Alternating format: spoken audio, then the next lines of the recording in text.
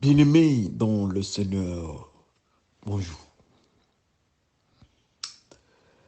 Gloire soit rendue à Dieu, le Dieu Tout-Puissant, le Dieu Saint. Lent la colère est prompte à écouter. Le Dieu juste qui nous a fait grâce à la croix. Et cette période-là de la croix, les humains, nous parlons, les chrétiens, nous parlons de Pâques. S'il faut parler de bonnes fêtes pascales. Bien-aimés dans le Seigneur, c'est par la grâce que nous avons connu l'événement pascal. La mort de notre Seigneur Jésus-Christ à la croix. Par la trahison de Judas, par la méchanceté des responsables de l'Église. Des fois, si nous devons aller profondément dans les Écritures, nous verrons aussi que ces gens-là n'étaient pas méchants, mais c'était l'accomplissement dans leur méchanceté, c'était l'accomplissement de la volonté du Seigneur. Parce que le Seigneur devait passer à la croix. Il y avait deux forces en présence. Pour l'autorité romaine, Jésus-Christ ne devait pas passer à la croix. Parce qu'il était le roi des Juifs. Peut-être. Mais pour les Juifs, le roi était César. Quel était l'intérêt de ces gens-là, l'autorité romaine, de refuser à ce que le Seigneur arrive à la croix? Mais quand vous regardez à la croix, Pascal, à la croix de Jésus-Christ, il est écrit, celui-ci est le roi des Juifs. Très important, très intéressant dans le monde des esprits, dans le monde spirituel. Pour les Juifs, leur roi était César. Mais pour ceux de César, l'armée romaine, l'autorité romaine qui représentait César, Pilate et la suite Hérode, Philippe et les autres, tous ces gens-là, l'autorité militaro-administrative, tous ces gens-là de l'autorité romaine, pour eux, Jésus-Christ était le roi des Juifs. Pour Jésus-Christ, lui-même, il dit que mon royaume n'est pas de ce monde. Même trois forces en présence. Jésus-Christ, mon royaume n'est pas de ce monde. Pour les Juifs, notre roi c'est César. Pour les Romains, Jésus-Christ est le roi des Juifs. La confusion à la période pascale. C'est pour cela que nous avons parlé un peu, Dieu nous avait fait grâce de parler de Pâques avec le sang de Jésus-Christ, avec la couronne des épines, avec la tenue, avec les crachats, tous ces éléments-là dans les paquets de la Pâque. Nous avons aussi parlé de la Pâque des enfants d'Israël qui devaient quitter l'Égypte pour Canaan. Ce sont des phénomènes dont nous avons parlé, mais aujourd'hui, nous allons parler d'un autre phénomène. Et nous avons aussi parlé de ces phénomènes du roi Saoul. Pardon, je m'excuse, le roi Salomon. Le roi Salomon a fait des choses. Mais quand nous regardons ce qu'est Salomon lui-même, ce que la Bible nous dit de Salomon, en fait, il y a une certaine contradiction. C'est pour cela que nous allons parler de notre question du jour, du 31 mars 2024, méditation. Roi Salomon offense ou craint Dieu avec 1000 femmes étrangères. Le roi Salomon avec 1000 femmes. La question est celle-ci. La question à méditer. 1000 femmes. Est-ce que ce roi des enfants d'Israël avait offensé Dieu en ayant 1000 femmes? Et nous connaissons les caractéristiques ou bien le comportement de ces femmes-là. Qui dit la Bible par rapport à ces femmes-là? Est-ce que cet homme de Dieu, le roi des enfants d'Israël? Est-ce qu'il avait offensé Dieu? C'est ça notre grande question. C'est votre frère Bifalo Bifoulou du ministère des larmes bleues. Nous avons parlé de Salomon avec le code 666 dont la richesse, sa richesse était codée de 666 gallons par année. Il y avait un deuxième élément, il y avait les femmes, nous avons parlé de ces femmes. Mais aujourd'hui, nous parlons, la question est celle-ci. Ces femmes-là qu'il avait eues, lui, les 1000, avec la série des 700 qui sont les femmes, qui sont ces femmes de princes, je ne sais pas, de princesses. Je ne sais pas comment on les appelle, les 1000 là, mais les 700, on les appelait comment?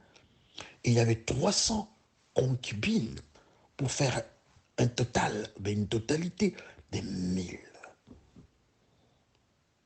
Est-ce que c'était un péché? Mais qu'est-ce qui s'était passé?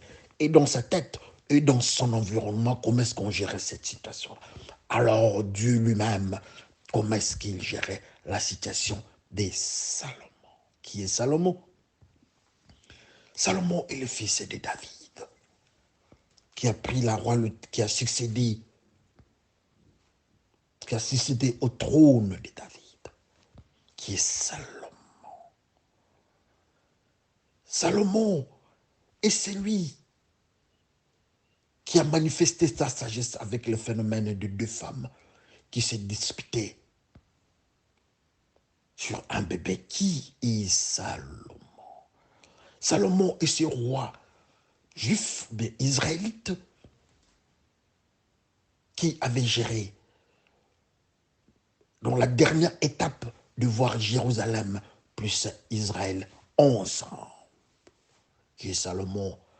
Salomon, c'est le roi qui était succédé par Roboam, son fils. Qui est Salomon? Salomon est celui, le dernier roi d'Israël. Après lui, il y a eu explosion, bien implosion du royaume.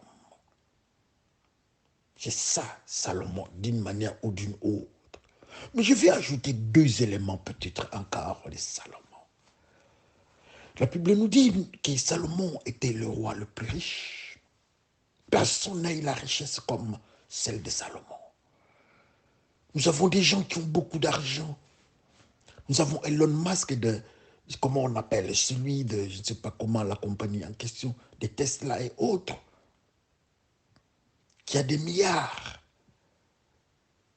Nous avons nous avons Bill Gates, nous avons beaucoup de milliardaires. Mais la Bible nous dit la richesse de Salomon, personne n'a atteint la richesse, ces niveaux-là de richesse. Ou la richesse de Salomon.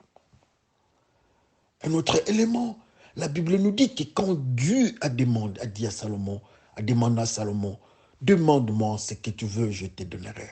Salomon avait demandé à Dieu la sagesse. La sagesse, pourquoi? C'est pour gérer le royaume, pour gérer les Israélites, les enfants d'Israël et le peuple de Dieu. Et Dieu était content, voyant la réponse ou bien la demande de Salomon. Mais il y a un élément dans la Bible. Il y a un élément important dans la Bible. Que dit la Bible?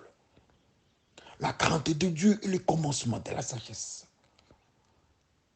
Donc on ne peut pas avoir la sagesse parce qu'on est grande personne ou bien on est roi. Non. La Bible nous dit que la crainte de Dieu est le commencement de la sagesse. La sagesse est une conséquence de la crainte de Dieu. Alors on nous dit que cet homme, Salomon, le roi d'Israël, était le plus sage, que personne n'a atteint ce niveau-là de la sagesse. Est-ce que nous pouvons aussi conclure d'une manière ou d'une autre? Peut-être ça sera une conclusion active. Est-ce que nous pouvons dire, Ça sera une conclusion logique de dire que non.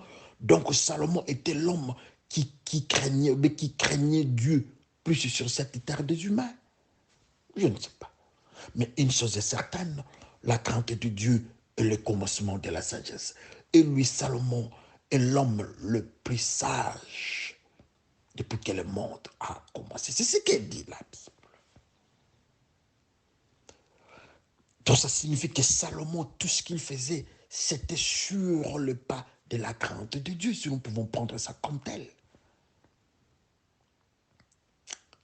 Mais nous nous retrouvons devant un phénomène. La Bible nous dit qu'il a eu tout un pays de femmes. Il était un multipolygame, un polygame au pluriel. Alors, mais cet homme-là qui était un polygame au pluriel, la Bible nous dit que le premier élément, il était polygame avec 1000 femmes. Le deuxième élément, ces femmes-là qui sont venues des femmes étrangères. Le troisième élément dit que la Bible, le peuple que la Bible avait refusé à ce que les enfants d'Israël leur donnent leurs enfants ou bien prennent leurs enfants en mariage. La Bible avait interdit. Mais la Bible précise que cet homme, donc Salomon, était parti chercher les femmes dans ces zones-là interdites. Qu'est-ce qui se passe? Il a fait ça dans la crainte de Dieu ou bien dans sa rébellion. Le troisième élément dit que ces femmes-là avaient leur Dieu. Et elles ont, je m'excuse, entraîné l'homme de Dieu, Salomon, à adorer leur Dieu et à faire les dos au Dieu d'Israël. Qu'est-ce que ça signifie? L'homme qui craint Dieu, l'homme le plus sage, aller chercher des femmes là où Dieu avait interdit. En allant chercher ces femmes là-bas, là où Dieu avait interdit. C'était la crainte de Dieu ou bien c'était l'obéissance? Alors c'est ça la question de notre question du jour ou encore méditation ou bien pensée du jour. Lui qui craignait Dieu, il part encore chercher les femmes là où Dieu avait refusé. Et ça ne s'arrête pas là-bas, il continue avec ces femmes-là jusqu'à tourner le dos au Dieu d'Israël. Et ce n'est pas fini, il a commencé à adorer ces dieux-là impurs de ces femmes. Il est resté toujours l'homme qui craint Dieu. J'ai peur de dire oui ou non, mais la Bible nous dit que Salomon est le plus sage, donc il est resté dans la crainte de Dieu. Mais la grande question, jusqu'à présent, nous n'avons pas répondu. Avec toutes ces femmes-là, avec la suivi, il a suivi leur chef, pardon, qu'est-ce que j'ai dit, leur Dieu. Il a fait le dos au Dieu d'Israël. Est-ce qu'il était resté toujours? Est-ce qu'il a offensé Dieu? Il restait toujours dans la crainte de Dieu. Mais comme la Bible nous dit que la sagesse de Salomon n'est pas comparable à une génération ou bien quelqu'un sur cette terre, c'est qu'il y a quelque chose dans cette histoire-là, des femmes-là, des désobéissances. C'est pour cela, autrefois, j'avais dit, et dit non. Quand je regarde l'élément de 666 gallons d'or, qui est le code de la richesse, l'or c'est le code de la richesse. Mais 666, donc la richesse annuelle, chaque année il prenait 6. Pourquoi 666? Oh, nous savons que c'est le code de l'Antéchrist. Et nous savons encore que l'Antéchrist sera caractérisé par l'écuménisme. Ou à Jérusalem, en Israël. Et les femmes de cet homme, les serviteurs, si je peux utiliser les termes, les serviteurs de Dieu, donc le roi Salomon. Ces femmes, chaque femme était venue avec son Dieu. Or, nous savons que la femme est le code spirituel de l'Église. Quand nous parlons de la femme dans le monde spirituel, nous voyons l'Église. Et ces femmes-là sont venues avec leurs églises, avec leurs dieux, avec leurs esprits. D'une manière ou d'une autre, il avait pris toutes les femmes-là avec leurs dieux et il les avait mis ensemble. Et il les gérait comme telles. C'était une forme d'écuménisme. C'est ça aussi le code de l'Antichrist. C'est pour cela, moi j'ai dit non, cet homme, le serviteur de Dieu, Salomon, n'avait pas offensé Dieu. Mais plutôt, il était un prophète. Il a prophétisé de ce qui va se passer, ce qui va arriver à Jérusalem.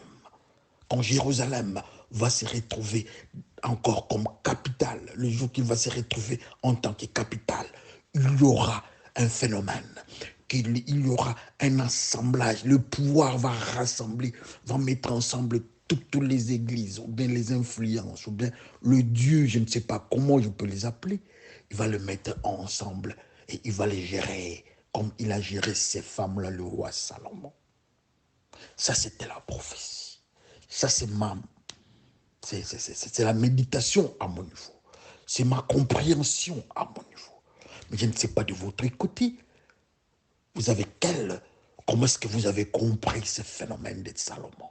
L'homme, le plus sage, le plus riche, avec 1000 femmes, dans la désobéissance, dans l'idolâtrie. Et il était plongé dans cela.